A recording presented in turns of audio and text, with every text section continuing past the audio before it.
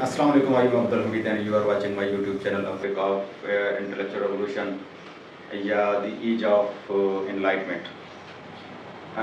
ये जो intellectual revolution था ये स्टार्ट हुआ था यूरोप में 1750 में स्टार्ट हुआ था और 1789 में ये एंड हो गया था।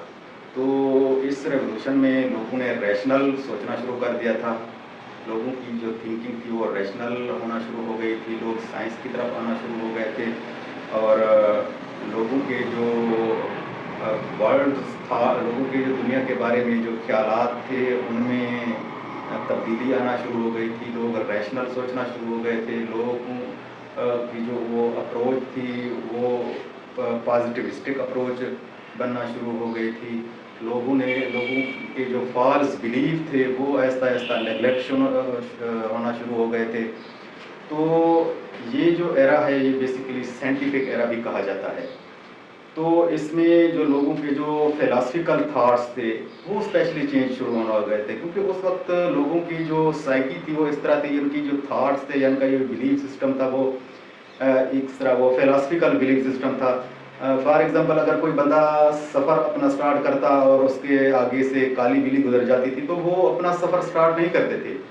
तो उनका ये एक ख्याल था, उनका ये जो बिलीफ था कि ये जो काली बिल्ली है ये it was the sign of bad luck. तो वो अपना सफ़र स्टार्ट नहीं करते थे। फॉर एग्जांपल अगर कोई बंदा मछली के शिकार पे जाता और उसके सामने वो लिजर्ड गुजर जाती या वो लिजर्ड को देख लेते तो वो कहते थे कि आज जो है ना वो बिल्कुल हमारा शिकार नहीं लगेगा क्योंकि हमने लिजर्ड को देख लिया है। तो वो जो इस तरह की जो फिलासफिकल थिंकिंग थी वो ऐसा ऐसा तब्दील शुरू होना हो गई थी। लोग इर्रेशनल की तरफ, रैशनैलिटी की तरफ आ गए थे। तो इसके जो थे ना वो तीन सेंट्रल कंसेप्ट थे इंटेलेक्चुअल रेवोल्यूशन के। फर्स्ट ऑफ ऑल था the use of reason, second था the use of scientific method और थर्ड प्रोग्रेस था। तो लोगों ने साइंस को जो है ना वो प्रेफर किया था। तो वो जो उस वक्त की जो ट्रेडिशनल सोसाइटीज़ थी उनके लिए एक बहुत बड़ा चैलेंज था कि वो इस रेवोल्यूशन को एक्सेप्ट करते, क्योंकि जो फॉल्स बिलीफ थे, उनके जो ओल्ड बिलीफ थे उनको भुलाना उनके लिए बहुत मुश्किल था। तो ये जो बेसिकली ये कहा जाता है कि ये एक साइंटिफिक एज भी इसे कहा जाता है। तो इसका भी सोशियोलॉजी की इमर्जेंस में या सोशियोलॉजी की डेवलपमेंट में या सोशियोलॉजी की एवोल्यूशन में इसका एक अहम किरदार रहा है द एज ऑफ एनलाइटमेंट का। तो फर्स्ट ऑफ ऑल हमने डिस्कस किया था पॉलिटिकल रेवोल्यूशन जिसे फ्रेंच रेवोल्यूशन कहते हैं। सेकेंडली हमने डिस्कस किया था इंडस्ट्रियल रेवोल्यूशन। थर्ड आज हमारा था इंटेलेक्चुअल रेवोल्यूशन में। फ्रेंच रेवोल्यूशन में इस तरह था कि वो मुट्ठी भर लोग जमा हुए और उन्होंने एक मूवमेंट का आगाज़ किया था और जब वो पेरिस पहुंचे तो उन्होंने तमाम लैंडलॉर्ड, ब्यूरोक्रेट्स, बिजनेसमैन को उनका मदद कर दिया था और तमाम फ्यूडलिज्म का खात्मा कर दिया था। और सेकेंडली हमने डिस्कस किया था इंडस्ट्रियल रेवोल्यूशन को या इकोनॉमिकल रेवोल्यूशन जिसे कहते हैं। उसमें हमने देखा था कि पहले सोसाइटी एग्रेरियन थी।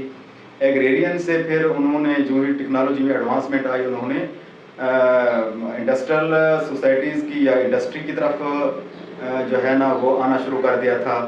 और वो उसमें लोगों को फिर एक प्लेसेस महदूद थी, लिमिटेड प्लेसेस थी, लोग ज़्यादा थे तो वहाँ पे जो प्रॉब्लम्स क्रिएट हुए थे तो उनको जो है ना वो सोल्यूशन के लिए फिर सोशियोलॉजी की ज़रूरत पड़ी।